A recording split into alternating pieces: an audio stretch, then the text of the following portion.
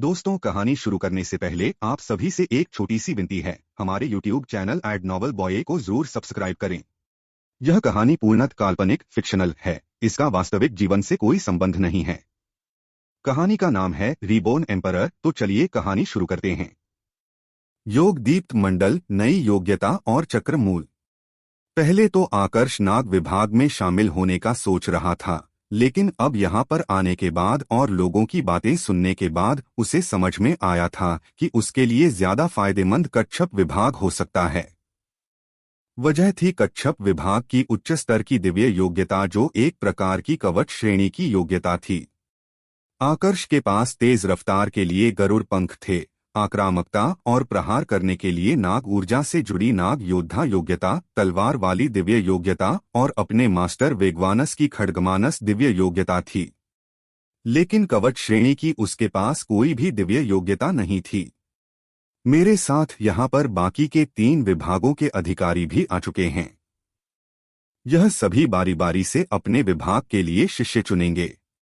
उसके बाद अलग अलग विभागों में चयन प्रतियोगिताएं होगी। जो उन प्रतियोगिताओं में अच्छे स्थान प्राप्त करेगा, उसे उन विभागों का शिष्य बना लिया जाएगा। एल्डर योगेश ने तेज आवाज में सभी को संबोधित करते हुए कहा, एल्डर योगेश, मुझे कच्छप विभाग में शामिल होना है। क्या आप इसमें मेरी मदद कर सकते हैं? जैसे ही एल्डर योगेश ने अपनी बात खत्म की, आकर्ष ने ऊर्जा के द्वारा संदेश भेजकर उनसे मदद मांगी। आकर्ष का यह संदेश सुनकर एल्डर योगेश के चेहरे पर आश्चर्य का भाव उभर आया। दरअसल इस चयन महोत्सव में सभी योद्धाओं को एल्डरों के द्वारा चुना जाने वाला था, यानी कि आकर्ष खुद से किसी विभाग में शामिल नहीं हो सकता था। इसके लिए विभाग के एल्डर के द्वारा उसे चुना जाना जरूरी था। आकर्ष ने तो यही सोचकर मदद मांगी थी। एल्डर योगेश भी उसकी मदद करना चाहते थे, लेकिन समस्या यह थी कि कच्छप विभाग में अजिताभ भी था। अगर आकर्ष इस विभाग में शामिल होता तो अजिताभ उसके लिए कई प्रकार की मुश्किलें खड़ी कर सकता था। आकर्ष, सच कहूं तो मैं भी यही चाहता हूं कि तुम हमारे विभाग में शामिल हो, लेकिन तुम्हें यह याद रखना चाहिए कि यहाँ पर एल्डर अजिताभ है। वह तुम्हें एक भी दिन विभाग में चैन से नहीं रहने देंगे। एल्डर योगेश ने वापस संदेश भेजकर अपना जवाब दिया, मुझे पता है, लेकिन क्या आपका गुरुकुल इसकी अनुमति देगा? सभी की मौजूदगी में तो एल्डर अजिताभ मुझे निशाना बनाने की कोशिश नहीं करेंगे। आकर्ष ने कहा, तुम्हारा कहना सही है, लेकिन अजिताभ के पास सिर्फ यही एक तरीका नहीं है। विभाग में इसकी पकड़ बहुत मजबूत है। यह खुद भले ही तुम पर प्रहार ना करे, लेकिन इसके ऐसे कई चेले हैं जो तुम्हें निशाना बनाएंगे। एल्डर योगेश ने कहा, उनकी चिंता आप ना करें, उन्हें मैं खुद देख लूंगा। आप बस मेरा चयन करें और विभाग में शामिल होने में मेरी मदद करें। आकर्ष ने कहा, ठीक है। अब जब तुमने फैसला कर लिया है तो मैं अपनी तरफ से पूरी कोशिश करूंगा। एल्डर योगेश ने कहा। इसके कुछ देर बाद सभी एल्डर बारी बारी से अपने अपने विभाग के लिए शिष्यों का चयन करने लगे। जब कच्छप विभाग की बारी आई तो दोनों एल्डर योगेश और एल्डर अजिताभ दोनों ने एक साथ एक ही शिष्य का चयन किया, जो कि कोई और नहीं आकर्ष था। अब यह देखकर बाकी के तीनों विभागों के एल्डर हैरान रह गए। सामान्य तौर पर तो जब भी किसी शिष्य का चयन किया जाता था तो विभाग के एल्डर पहले ही एक दूसरे के साथ बात करके फैसला कर लेते थे कि कौन किसे चुनेगा। 2 एल्डरों का एक ही शिष्य को चुनना बहुत ही ज्यादा दुर्लभ होता था। खैर, यह मामला क्योंकि कच्छप विभाग का आंतरिक मामला था तो बाहर के किसी एल्डर ने इसमें हस्तक्षेप करने की कोशिश नहीं की। इस तरह आकर्ष कच्छप विभाग का शिष्य बन गया। उसको इस विभाग में जाता देख अरविंद और निशांत ने भी इस विभाग में जाने की कोशिश की, क्योंकि उन्हें आकर्ष की चिंता थी। लेकिन आकर्ष जानता था कि अगर उसके दोनों साथी उसी के विभाग में आए तो अजिताभ उनका इस्तेमाल उसे कमजोर करने के लिए कर सकता है। आखिरकार अरविंद उसका बहुत अच्छा दोस्त था और अगर उसे कुछ हो गया तो आकर्ष को मजबूरी में झुकना पड़ेगा, जो वह नहीं चाहता था। इसलिए उसने एल्डर योगेश से इस बारे में मदद मांगी। चिंता मत करो, अमर विभाग और सिंह विभाग दोनों के यह एल्डर मेरे काफी अच्छे दोस्त हैं।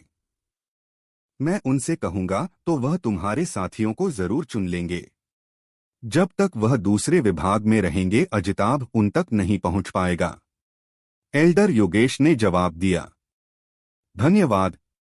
एल्डर योगेश की इस मदद के लिए आकर्ष ने आभार प्रकट किया। चयन महोत्सव काफी लंबे समय तक चलता रहा। लगभग 2 घंटे तक तो शिष्यों का ही चुनाव होता रहा। आकर्ष, अरविंद और निशांत तीनों अलग अलग विभाग के द्वारा चुन लिए गए थे। हालांकि अरविंद और निशांत को आकर्ष का यह फैसला पसंद नहीं आया था, लेकिन उन्होंने कोई शिकायत भी नहीं की, क्योंकि उन्हें पता था कि अगर वह आकर्ष के साथ रहे तो उसी की कमजोरी बनेंगे। जब चयन महोत्सव खत्म हुआ तब सभी एल्डर चुने हुए योद्धाओं के साथ अपने अपने विभाग के लिए रवाना हो गए। आकर्ष बाकी सभी योद्धाओं के साथ कच्छप विभाग में उस क्षेत्र में आ गया जहां पर शिष्य बनने से पहले सभी योद्धाओं के रुकने की व्यवस्था की गई थी। आज के लिए तुम सभी यही आराम करो, कल चयन प्रतियोगिता होगी। तुम सभी में से सिर्फ 100 योद्धाओं को ही शिष्यों के रूप में चुना जाएगा। यह क्षेत्र ऊर्जा स्तर बढ़ाने के लिए काफी अच्छा है। मैं उम्मीद करता हूं कि तुम सभी इसका अच्छे से इस्तेमाल करोगे। एल्डर योगेश ने वहां पर आए सभी योद्धाओं को संबोधित करते हुए कहा। इसके बाद वह वहां से रवाना हो गए। अजिताभ भी उनके पीछे पीछे वहां से रवाना हो गया, लेकिन जाने से पहले उसने एक बार मुड़कर आकर्ष की तरफ जरूर देखा। उसकी आंखों में कत्ल का भाव साफ देखा जा सकता था, पर आकर्ष ने उस पर बिल्कुल भी ध्यान नहीं दिया और वहां पर साधना करने बैठ गया। कुछ देर तक साधना करने के बाद उसने गौर किया कि यहाँ की ऊर्जा निम्नतल की ऊर्जा से बहुत अलग थी। यहाँ तक कि उच्चतल के दूसरे क्षेत्रों की ऊर्जा भी इसके सामने फीकी थी। यह ऊर्जा जैसे ही उसके शरीर में पहुंची, उसे ऐसा महसूस हुआ जैसे किसी ने उसे प्राकृतिक ऊर्जा के समुद्र में फेंक दिया है। यह ऊर्जा इतनी घनी थी कि इसका सीधा प्रभाव उसकी सूर्य ऊर्जा पर पड़ने लगा। सूर्य ऊर्जा आम योद्धाओं की तुलना में शक्तिशाली थी, लेकिन अगर देवतल के योद्धाओं के सामने इस सूर्य ऊर्जा की तुलना की जाए तो यह इतनी शक्तिशाली नहीं थी। वजह थी यहाँ की कमजोर प्राकृतिक ऊर्जा। लेकिन अब जब उसे घनी प्राकृतिक ऊर्जा मिल चुकी थी तो उसकी सूर्य ऊर्जा भी बदलने लगी थी। इस घनी ऊर्जा में साधना करते हुए उसे मुश्किल से 10 मिनट हुए होंगे कि अचानक से उसकी ऊर्जा स्तर में एक तेज वृद्धि हुई और उसकी ऊर्जा स्तर योग दीप्त मंडल के पहले स्तर में प्रवेश कर गया। इस वृद्धि ने आकर्ष को चौंका कर रख दिया। इतनी सरल वृद्धि उसके ऊर्जा स्तर में आज से पहले कभी भी नहीं हुई थी।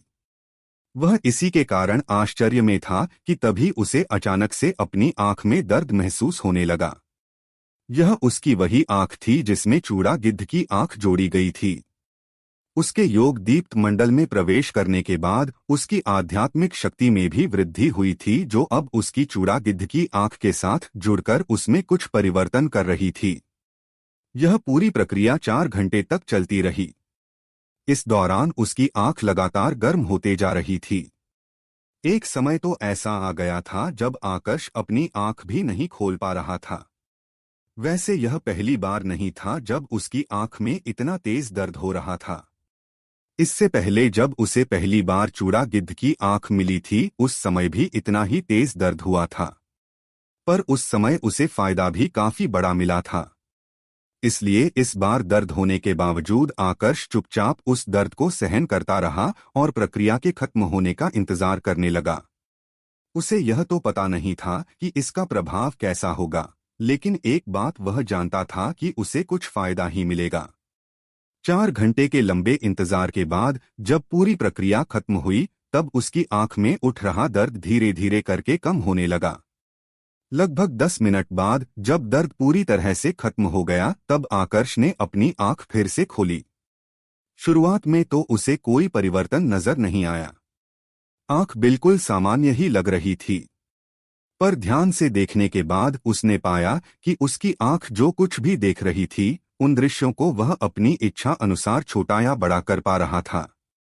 हालांकि यह पहले भी हो रहा था, लेकिन इस बार वह सूक्ष्म से सूक्ष्म प्रतिक्रिया भी आसानी से देख पा रहा था।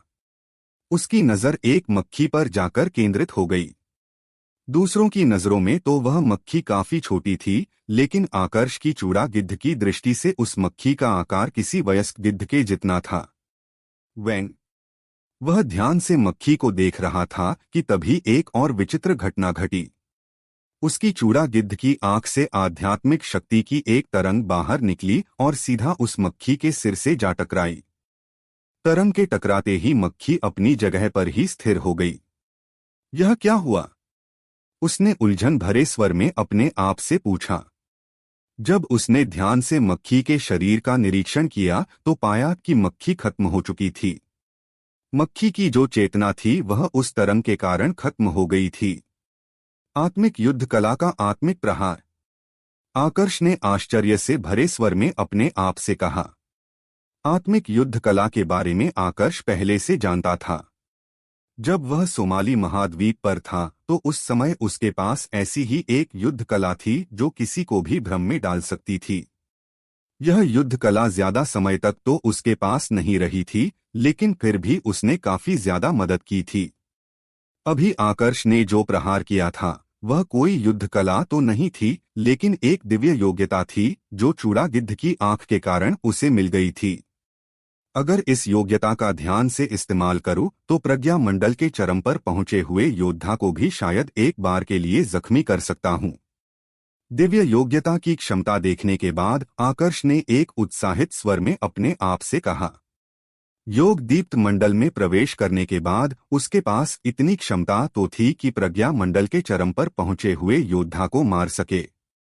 उसकी आध्यात्मिक शक्ति उसके ऊर्जा स्तर के साथ जुड़ी हुई थी, यानी कि जितनी खतरनाक उसकी सूर्य ऊर्जा उतनी ही ज्यादा प्रभावशाली उसकी आध्यात्मिक शक्ति। वरिष्ठ पिनाक, क्या आप बता सकते हैं कि चूड़ा गिद्ध की आंख के साथ यह क्या हो रहा है? मुझे एक योग्यता मिली है जो आत्मिक प्रहार कर सकती है, लेकिन ऐसी किसी योग्यता के बारे में आपने मुझे पहले कभी भी नहीं बताया। कोई जानकारी है कि इस परिवर्तन के पीछे का कारण क्या है?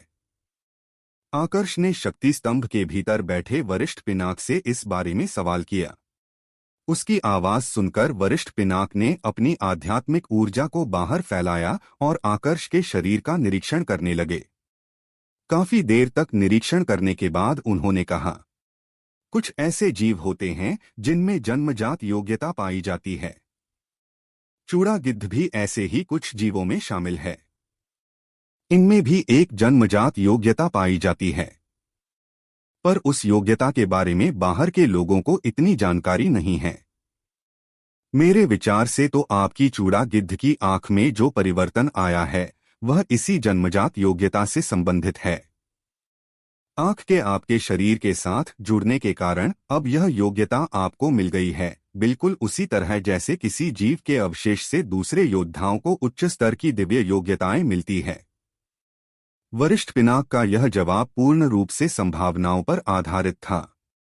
वह खुद भी नहीं जानते थे कि यह दिव्य योग्यता किसी परिवर्तन के कारण मिली है या फिर उत्परिवर्तन के कारण। अगर यह दिव्य योग्यता चूड़ा गिद्ध की जन्मजात योग्यता का हिस्सा है तो इसका मतलब तो यह हुआ कि समय के साथ यह मेरे पास से वापस जा भी सकती है। क्या ऐसा संभव है? आकर्ष ने पूछा। बिल्कुल संभव है, लेकिन मुझे लगता नहीं है कि ऐसा होगा, वरिष्ठ पिनाक ने जवाब दिया। और ऐसा आपको क्यों लगता है? आकर्ष ने पूछा। क्योंकि चूड़ा गिद्ध की आंख अब आपके शरीर का हिस्सा है। अगर इसका संबंध चूड़ा गिद्ध की प्रजाति से होता तो यह दिव्य योग्यता आपको उसी समय मिल जाती जब आपने इसको धारण किया था। यह दिव्य योग्यता आपको अभी मिली है, यही इसका जवाब देने के लिए पर्याप्त है कि यह पूर्ण रूप से आपके शरीर का हिस्सा आज बनी है। इस आधार पर ऐसा कहा जा सकता है कि यह दिव्य योग्यता चूड़ा गिद्धों की नहीं बल्कि आपकी है। जैसे जैसे समय के साथ आपका ऊर्जा स्तर बढ़ेगा और आपकी आध्यात्मिक शक्ति मजबूत होगी, वैसे वैसे ही इस दिव्य योग्यता की क्षमता भी बढ़ेगी। लेकिन यह इतना आसान भी नहीं होने वाला जितना लगता है। समय के साथ यह बड़ी मात्रा में आपकी आध्यात्मिक ऊर्जा भी अवशोषित कर सकती है। इस हिसाब से आप लंबे समय तक इसका इस्तेमाल नहीं कर पाएंगे। एक बार इस्तेमाल करने के बाद हो सकता है आपकी आध्यात्मिक शक्ति को वापस लौटने में कई दिनों का समय लग जाए। वरिष्ठ पिनाक ने जवाब दिया, उसकी मुझे चिंता नहीं है। बस एक बार यह मेरी मदद कर पाए इतना ही मेरे लिए पर्याप्त है। वैसे इससे याद आया, चौथी मंजिल के पुनर्निर्माण का काम कैसा चल रहा है? आकर्ष ने पहले वरिष्ठ पिनाक की बात का जवाब दिया और फिर अपना सवाल पूछा। पुनर्निर्माण, इसको लेकर एक अच्छी खबर है और एक बुरी खबर। आप पहले कौन सी खबर सुनना चाहेंगे? सीधा जवाब देने की जगह वरिष्ठ पिनाक ने वापस आकर्ष से पूछा। पहले बुरी खबर सुनाइए, आकर्ष ने जवाब दिया। चौथी मंजिल का पुनर्निर्माण पूरा हो चुका है, लेकिन किसी कारण से अंदर का वातावरण स्थिर नहीं हो पा रहा है।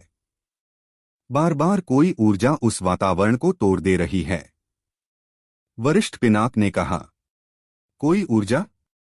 आप कहना चाहते हैं कि शक्ति स्तंभ के बाहर से भी कोई इसे नियंत्रित करने की कोशिश कर रहा है? आकर्ष ने आश्चर्य और गंभीरता से भरे स्वर में पूछा। अगर सच में कोई और इस शक्ति स्तंभ को नियंत्रित कर रहा था, तब तो आकर्ष के लिए यह जानलेवा खतरा साबित हो सकता था। शक्ति स्तंभ सिंधव अस्त्र के जैसा नहीं था। इसकी क्षमता सिंधवा अस्त्र से बहुत ज्यादा थी। अगर सिंधव अस्त्र के लिए ही उसे मारने की कोशिश की जा चुकी थी, तो फिर शक्ति स्तंभ के लिए तो और भी शक्तिशाली दुश्मन आ सकते थे। नहीं, मुझे ऐसा नहीं लगता। यह शक्ति स्तंभ के भीतर की ही कोई अलग ऊर्जा है जो इसके पुनर्निर्माण को पूरा होने से रोक रही है। बताना मुश्किल है कि यह ऊर्जा किसकी है। मेरे विचार से तो इस दुनिया में आने से पहले शक्ति स्तंभ जिसके हाथ में था, उसने जबरदस्ती इसके भीतर घुसने की कोशिश की होगी या फिर इसको किसी तरह से नुकसान पहुंचाया होगा। वरिष्ठ पिनाक ने जवाब दिया। यह सुनकर आकर्ष ने राहत की सांस ली, पर साथ में चिंतित भी हो गया। पुनर्निर्माण पूरा हो गया था तो एक प्रकार से आकर्ष की काफी मदद हो सकती थी, लेकिन अंदर का वातावरण स्थिर नहीं था, जिसका मतलब था कि वह उसके भीतर छुप नहीं सकता था। नहीं, एक छोटी हार मेरे रास्ते की रुकावट नहीं बन सकती। तो क्या हुआ अगर अंदर का वातावरण स्थिर नहीं है? पुनर्निर्माण तो पूरा हो चुका है। मुझे इसके लिए खुश होना चाहिए। हर नुकसान में फायदा छुपा होता है और हर फायदे में नुकसान। इसका भी कुछ ना कुछ उद्देश्य जरूर होगा। आकर्ष ने अपने आप से कहा। बिल्कुल सही, आप बिल्कुल सही कह रहे हैं। वैसे अच्छी खबर तो आपने सुनी ही नहीं।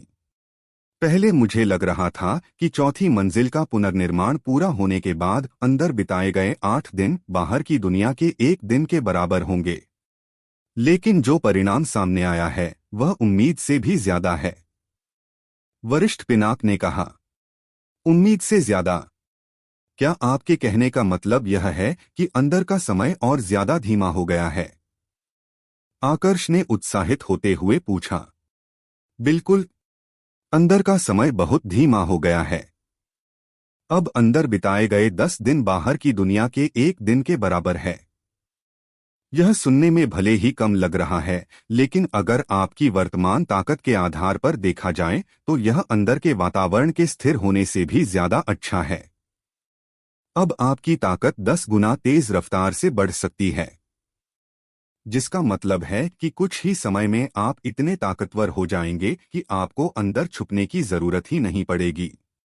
वरिष्ठ पिनाक ने जवाब दिया। यह सुनकर आकर्ष की आंखें खुशी से चमक उठी।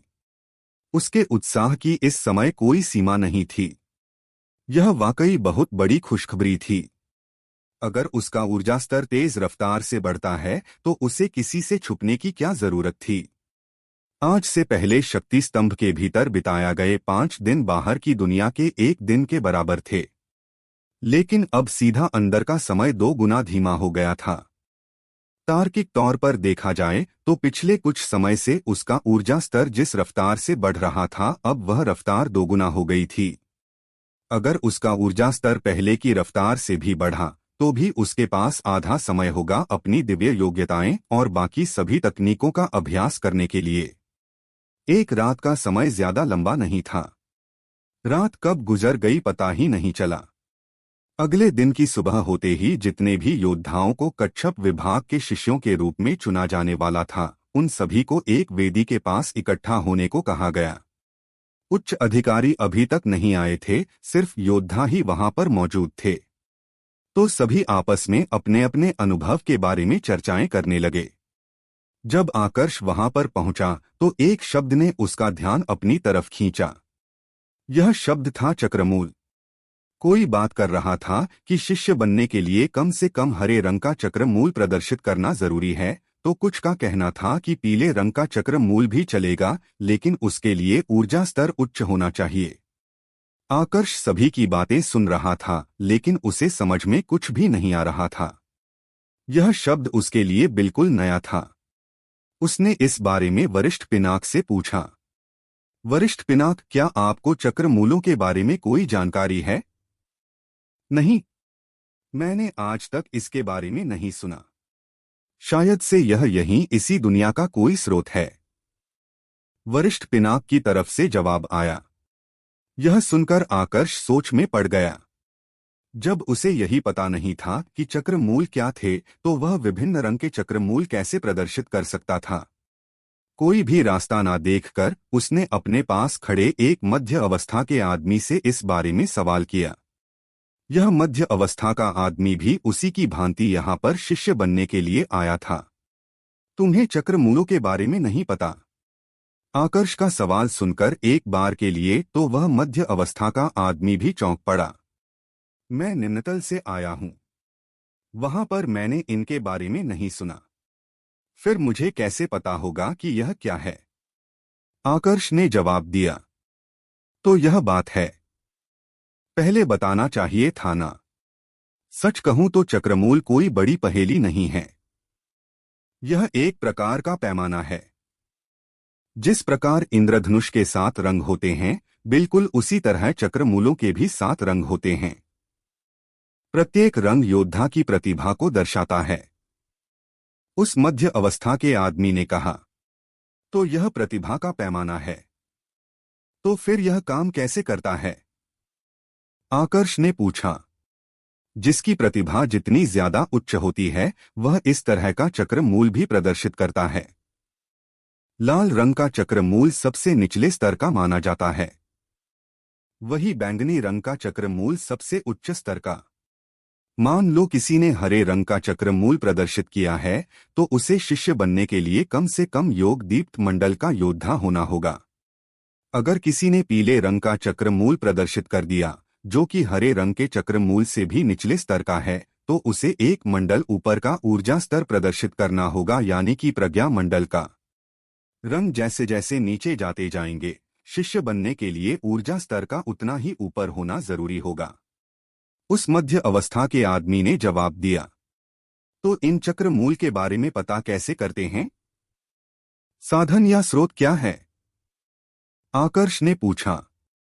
वैसे तो सामान्य तौर पर जो शैल मंडल के योद्धा होते हैं, वही खुद के चक्रमूल और दूसरों के चक्रमूलों को देख सकते हैं। इसके लिए यह योद्धा अपनी आध्यात्मिक शक्ति के साथ शिष्य बनने वाले योद्धाओं के शरीर और आत्मिक मंडल की जांच करते हैं।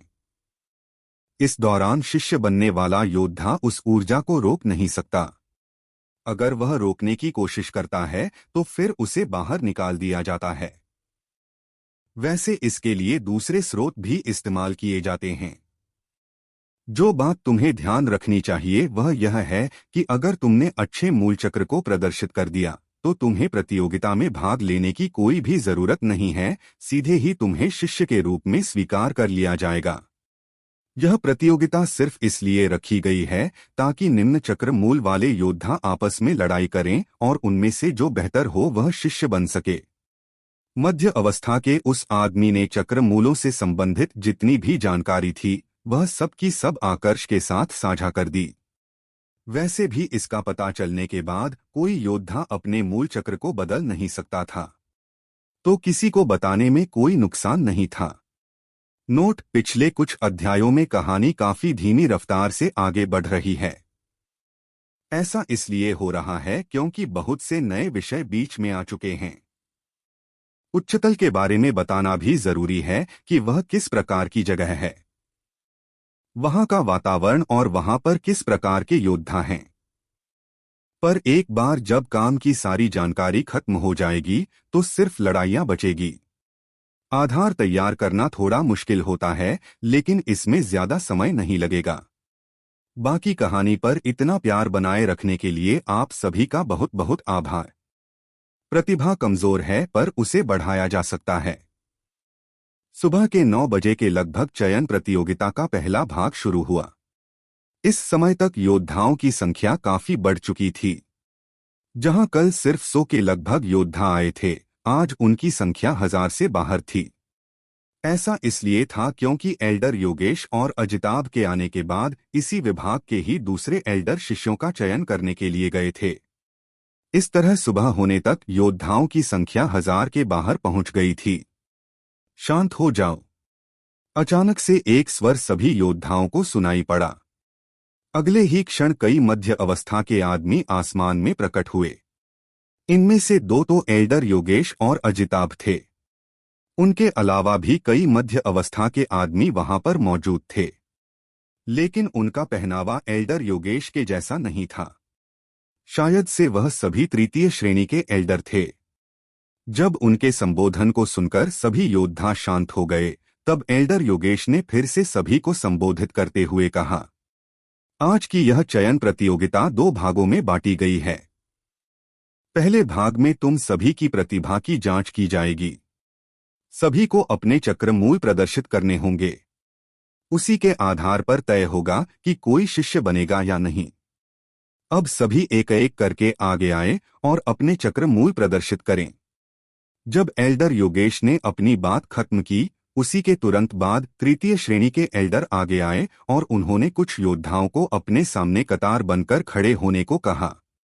इन तृतीय श्रेणी के एल्डरों के हाथ में एक प्रकाश पुंज था जिसको चक्रमूल मणि कहा जाता था। इसी से सभी के चक्र मूलों को देखा जाने वाला था। योद्धा वहां पर बहुत बड़ी मात्रा में आए हुए थे, इस कारण से कोई अपनी आध्यात्मिक शक्ति के साथ उनके चक्रमूल नहीं देखना चाहता था, क्योंकि इससे उन एल्डरों की आध्यात्मिक शक्ति बहुत जल्द खत्म हो सकती थी। एक साथ 4 योद्धा भीड़ से बाहर निकले और अपने चक्र मूलों का निरीक्षण करवाने लगे। एक ने नारंगी रंग का चक्र मूल प्रदर्शित किया, वही बाकी के 3 योद्धाओं ने पीले रंग के चक्र मूल प्रदर्शित किए। तुम्हारी प्रतिभा सामान्य शिष्य से काफी नीचे है। अगर तुम्हें शिष्य बनना है तो उच्च ऊर्जा स्तर प्रदर्शित करना होगा। कम से कम प्रज्ञा मंडल में तुम्हारा ऊर्जा स्तर होना चाहिए। केवल तभी ही तुम्हें शिष्य बनने का मौका दिया जाएगा। एल्डर योगेश ने पीले रंग के चक्र मूल प्रदर्शित करने वाले तीनों योद्धाओं से कहा। रही बात नारंगी रंग के चक्र मूल वाले योद्धा की, तो उसकी तरफ तो उन्होंने ध्यान भी नहीं दिया। उसकी प्रतिभा तो ध्यान देने लायक ही नहीं थी। उन 4 योद्धाओं के बाद भीड़ से 4 और योद्धा बाहर निकले और उन्होंने भी अपने चक्र मूलों का निरीक्षण करवाया। चारों का ही चक्र मूल पीले रंग का था। इस बार एल्डर योगेश ने कुछ भी नहीं कहा। उनके बाद 4 और योद्धा भीड़ से निकले। यही सिलसिला काफी देर तक चलता रहा। जब लगभग 400 योद्धाओं ने अपने चक्र मूल प्रदर्शित कर दिए, तब जाकर पहला ऐसा योद्धा सामने आया जिसने हरे रंग का चक्र मूल प्रदर्शित किया। हरे रंग का चक्र मूल, तुम्हारी प्रतिभा काफी सामान्य है। अगर तुमने योग दीप्त मंडल में प्रवेश कर लिया तो शिष्य बन सकते हो। एल्डर योगेश ने उस योद्धा से कहा। योग दीप्त मंडल। एल्डर योगेश की बात सुनकर उस योद्धा के चेहरे पर एक हल्की सी मुस्कुराहट उभर आई। योग दीप्त मंडल उसकी पहुंच से बाहर नहीं था, यानी कि उसके पास शिष्य बनने का पूरा अवसर था। आगे तृतीय श्रेणी के एक एल्डर ने आवाज लगाई। उसकी आवाज सुनकर कुछ और योद्धा आगे आए और अपने चक्र मूल का निरीक्षण करवाने लगे। जब लगभग 10 से 20 योद्धाओं ने अपने चक्र मूलों का निरीक्षण करवा लिया, तब एक और योद्धा सामने आया जिसने हरे रंग का चक्र मूल प्रदर्शित किया। तुम्हारी प्रतिभा भी सामान्य है। योग दीप्त मंडल में प्रवेश करने के बाद तुम शिष्य बन सकते हो। एल्डर योगेश ने उस योद्धा से कहा। यह योद्धा एक जवान लड़का था जो पहले ही योग दीप्त मंडल में प्रवेश कर चुका था।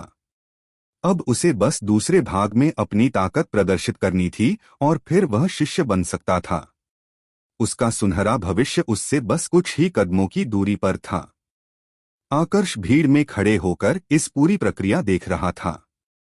इतने सारे योद्धाओं के चक्रमूलों को देखकर उसके लिए अब अंदाजा लगाना काफी मुश्किल हो गया कि वह किस प्रकार का चक्रमूल प्रदर्शित करेगा।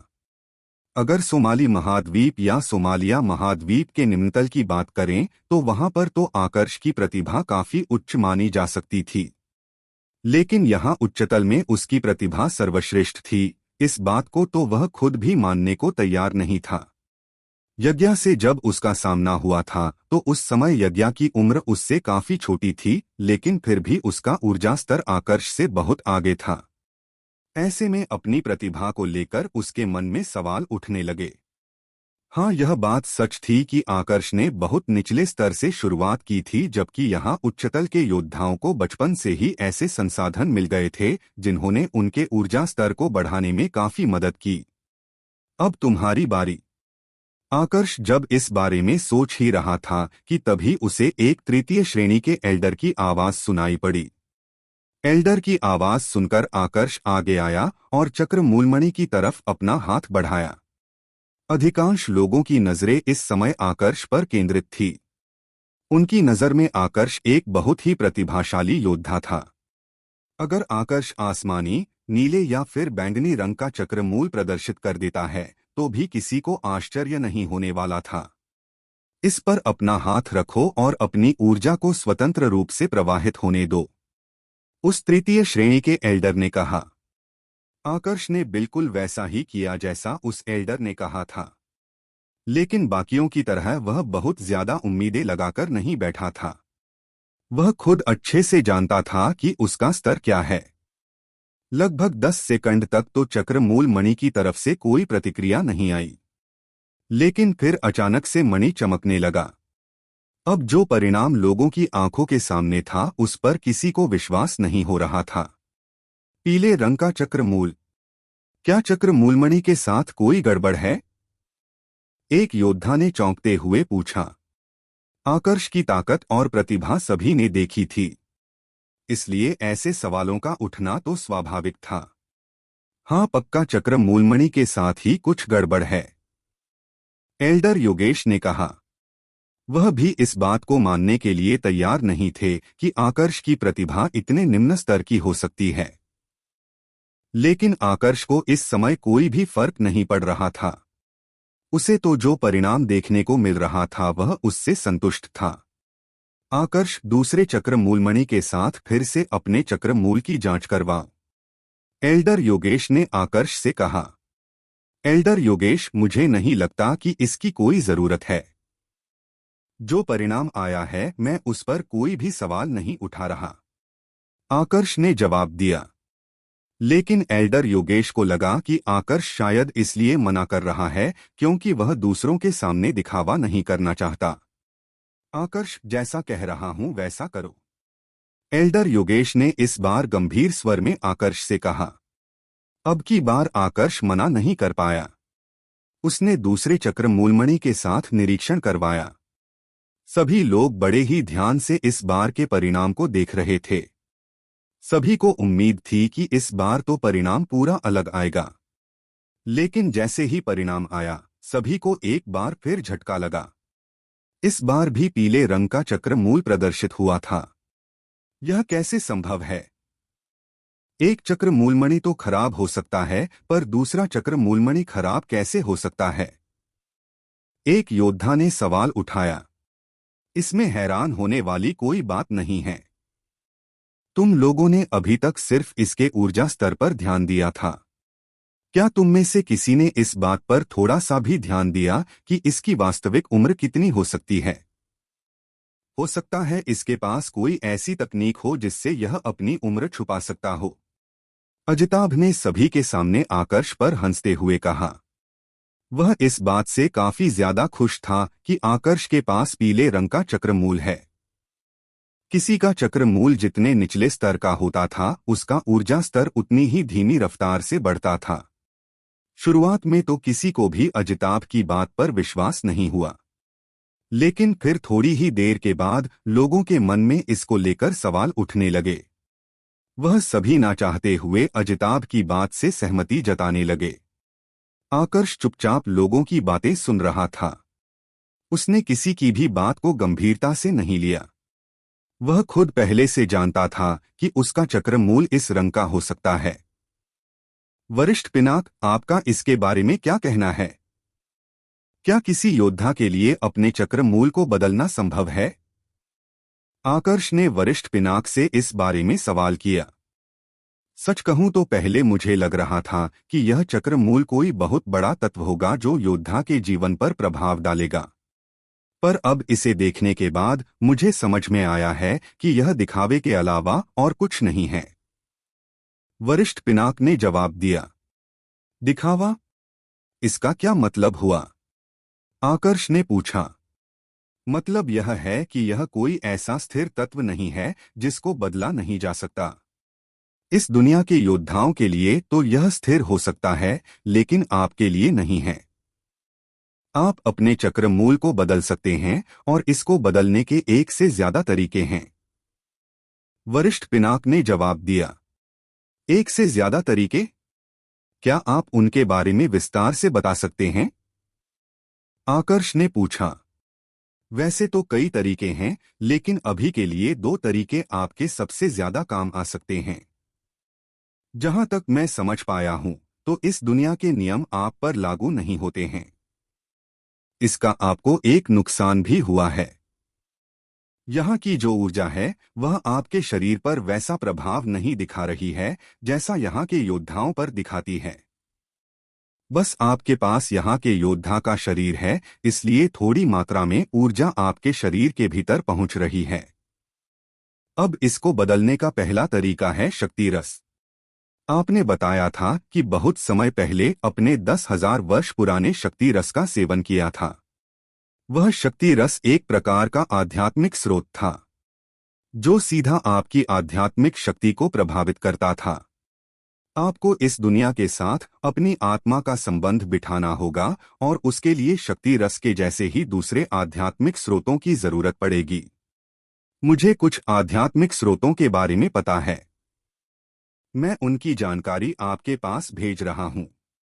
अगर आपको यह स्रोत मिल जाए तो आप काफी आसानी से अपने चक्रमूल के स्तर को बढ़ा सकते हैं। वरिष्ठ पिनाक ने जवाब दिया और उसके बाद बड़ी मात्रा में जानकारी आकर्ष के मस्तिष्क में भेजने लगे। यह जानकारी इतनी ज्यादा थी कि एक बार के लिए तो आकर्ष भी चौंक पड़ा। वहां पर बहुत सारे स्रोतों का जिक्र था। इतने सारे आध्यात्मिक स्रोत? इन सभी की जरूरत पड़ेगी? आकर्ष ने पूछा। बिल्कुल। आपको क्या लगा, प्रतिभा के स्तर को बढ़ाना इतना आसान है? आप प्रकृति के नियमों को तोड़कर अपने खुद के लिए एक नया नियम बना रहे हैं। इस नए नियम के लिए और नए रास्ते के लिए एक नया आधार भी चाहिए होगा, और यह सारे आध्यात्मिक स्रोत इस आधार का काम करेंगे। इसी पर आपको आगे बढ़ना होगा। वरिष्ठ पिनाक ने जवाब दिया। और दूसरा तरीका क्या है? आकर्ष ने पूछा। वैसे तो दूसरा तरीका भी आपकी प्रतिभा को बढ़ा सकता है, लेकिन इस पहले तरीके की तुलना में दूसरे तरीके के साथ सफलता की संभावना बहुत कम है। वरिष्ठ पिनाक ने जवाब दिया। कोई बात नहीं, मैं फिर भी उसके बारे में जानना चाहूंगा। आकर्ष ने कहा। आपको अपनी वह अवशोषण तकनीक याद है? जब आपको यह तकनीक मिली थी, मैंने उसी समय बताया था कि देवतल में ऐसी ही एक तकनीक है जो इससे भी शक्तिशाली है। उसी का यह छोटा भाग है। अगर आप अपनी अवशोषण तकनीक से दूसरे योद्धाओं की ऊर्जा को खींच सकते हैं, तो उनकी प्रतिभा को भी खींच सकते हैं। आखिरकार यह उनकी आध्यात्मिक शक्ति के साथ जुड़ी होती है, और आध्यात्मिक शक्ति एक प्रकार की ऊर्जा ही है। पहले तरीके में तो आप अपना खुद का एक नया रास्ता बना रहे हैं, लेकिन इस दूसरे तरीके में आप इसी दुनिया के सदस्य बन रहे हैं। वरिष्ठ पिनाक ने जवाब दिया। वरिष्ठ पिनाक की बात सुनकर आकर्ष की आंखें चमकने लगी। पहले तरीके की तुलना में उसे यह दूसरा तरीका ज्यादा असरदार लग रहा था, और इसके पीछे कारण था अजिताभ। अमिताभ की ताकत बहुत ज्यादा थी, तो आकर्ष उसकी प्रतिभा को तो छीन नहीं सकता था। लेकिन आकर्ष जानता था कि उसने अजिताभ को गुस्सा दिलाया है और अजिताभ बदला लेने के लिए अपने प्यादों को उसके पास भेजेगा। यही उसके लिए सुनहरा अवसर होगा।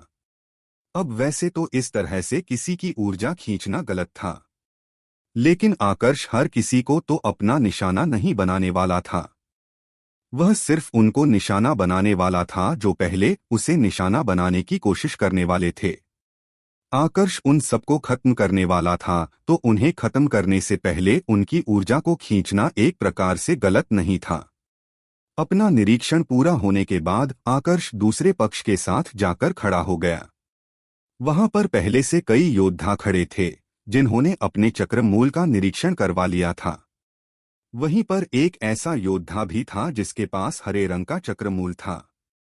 उसने आकर्ष के ऊपर तंज करते हुए कहा, मुझे तो लगा था कि तुम बहुत ज्यादा प्रतिभाशाली हो, लेकिन तुम तो बहरूपिया निकले। बुजुर्ग होते हुए तुमने एक जवान आदमी होने का दिखावा किया। समझ में नहीं आ रहा कि तुम्हारे जैसे दो कौड़ी के इंसान को यहाँ पर किसी ने आने कैसे दिया। उस योद्धा की बात सुनकर आकर्ष के चेहरे पर हल्की सी कर्कशता आ गई। उसने उस योद्धा की तरफ देखा। जहां तक उसे याद था तो आज से पहले उसने इस योद्धा को कभी कुछ नहीं कहा था, तो फिर वह उसे निशाना क्यों बना रहा था? घूर क्या रहे हो? क्या मैंने कुछ गलत कहा? तुमने खुद सभी के सामने साबित कर दिया है कि तुम्हारा स्थान क्या है। अब यह उम्मीद मत रखो कि कोई तुम्हारा सम्मान करेगा। मेरी नजर में तो तुम गंदी नाली के कीड़े से भी नीचे हो। उस योद्धा ने आकर्ष का मजाक बनाते हुए कहा। उसने देख लिया था कि आकर्ष का चक्रमूल उससे निचले स्तर का है। इस कारण आकर्ष को लेकर उसके मन में जो डर था वह पूरी तरह से खत्म हो गया था। तुम कुछ ज्यादा नहीं बोल रहे? आकर्ष ने गंभीर स्वर में उस योद्धा से कहा। उसकी बात सुनकर वह योद्धा फिर से कुछ कहने वाला था, लेकिन तभी उसके एक साथी ने उसका हाथ पकड़ा और उसे समझाते हुए कहा, क्या कर रहे हो? भूल गए क्या वह कौन है? उसने एल्डर अजिताभ के सामने कुणाल को मार रहा था। तुम सिर्फ प्रतिभा के मामले में उससे आगे हो, लेकिन ताकत के मामले में अभी भी वह तुमसे आगे हैं। जो कुणाल को खत्म कर सकता है वह तुम्हें खत्म करने में संकोच क्यों करेगा? अपने साथी की बात सुनकर उस योद्धा को याद आया कि आकर्ष कौन है। अब जाकर उसके चेहरे का रंग बदलने लगा। इस बारे में तो वह भूल ही गया था कि आकर्ष ने किस तरह से कुणाल को खत्म किया था। दूसरी तरफ आकर्ष को इस समय गुस्सा तो आ रहा था, लेकिन उसने कुछ किया नहीं। अगर यहाँ वह कुछ करता तो अजिताभ को प्रहार करने का मौका दे देता। इसलिए उसने अपने गुस्से पर नियंत्रण रखा। चक्रमूलों के निरीक्षण की यह प्रक्रिया ज्यादा समय तक नहीं चली। लगभग 2 घंटे बाद जब प्रक्रिया समाप्त हुई तो अजिताभ उन सभी योद्धाओं के साथ वहां से रवाना हो गया जिन्होंने हरे रंग का चक्रमूल प्रदर्शित किया था। इनमें एक योद्धा वह भी था जिसने आकर्ष का मजाक उड़ाया था। उन सभी के वहां से जाने के बाद दूसरे भाग की प्रतियोगिता शुरू हुई। इसमें सभी की ताकत देखी जाने वाली थी। हर चक्रमूल के साथ एक निश्चित ऊर्जा स्तर का होना जरूरी था। आकर्ष इस श्रेणी को आसानी से पार कर पा रहा था, तो उसे सीधा ही शिष्य बनने का मौका मिल गया। अब वह योग दीप्त मंडल में प्रवेश कर चुका था, तो उसकी ताकत भी काफी आगे निकल चुकी थी। लेकिन सभी के सामने आकर्ष ने बस इतना ही प्रदर्शित किया कि उसकी ताकत प्रज्ञा मंडल के पहले स्तर में है। सिर्फ अरविंद और निशांत को पता था कि उसकी ताकत कितनी आगे है। बाकी लोगों को इसके बारे में कोई जानकारी नहीं थी। मुकाबला खत्म होने के बाद एल्डर योगेश ने ऊर्जा के द्वारा आकर्ष के पास संदेश भेजा और कहा तुम चाहो तो मैं अभी भी अमर विभाग और सिंह विभाग में तुम्हारा दाखिला करवा सकता हूँ।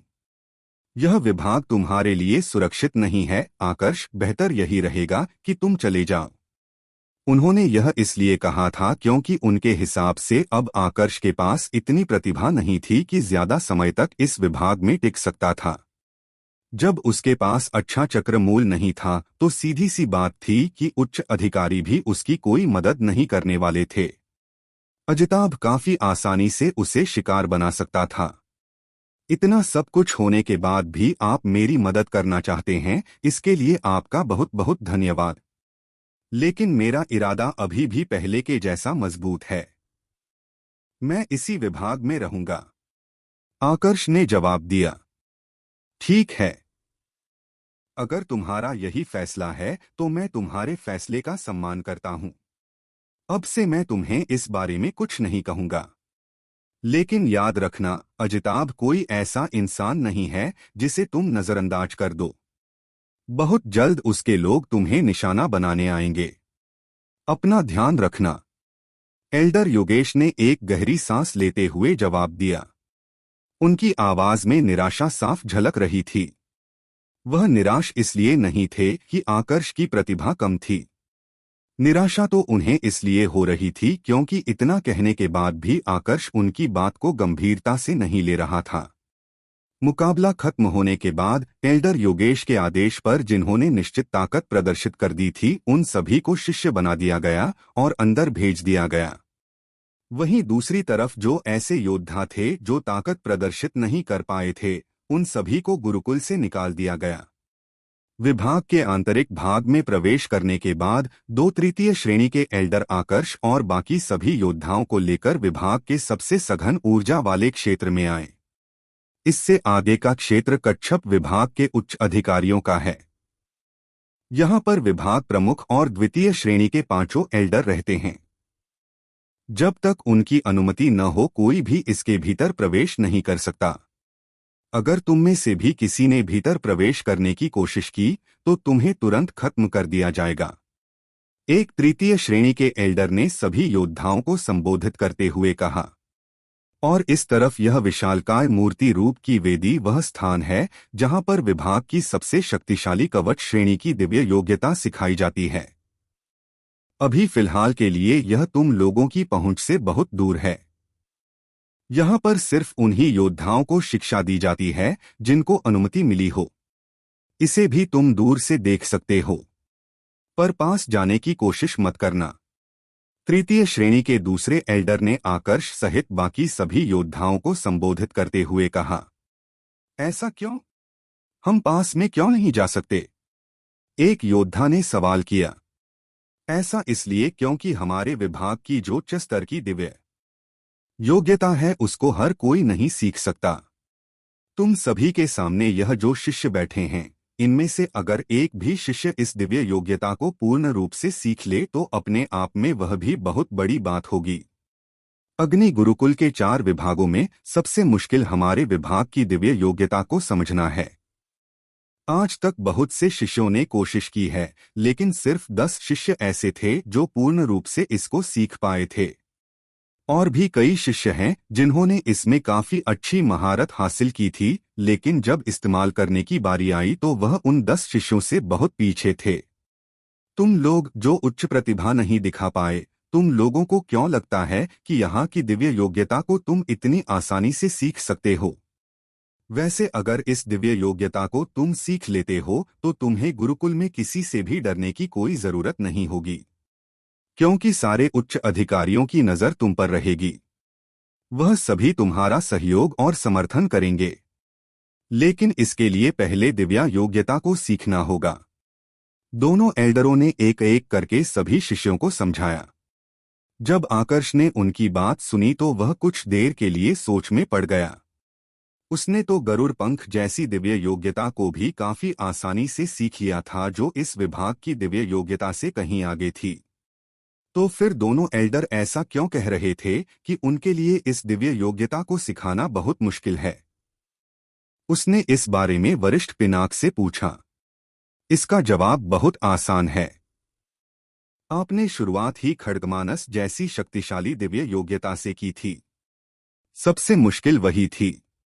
जब आपने उसे ही इतनी आसानी से सीख लिया तो बाकी की दिव्य योग्यताएं तो कुछ भी नहीं हैं। उनको समझना और सीखना बस कुछ समय की बात है। इसके अलावा आप शायद भूल रहे हैं कि आपका मन एक साथ 3 जगहों पर केंद्रित हो सकता है। तो दिव्य योग्यताओं को समझना आपके लिए 3 गुना ज्यादा आसान हो चुका है। वरिष्ठ पिनाक ने जवाब दिया।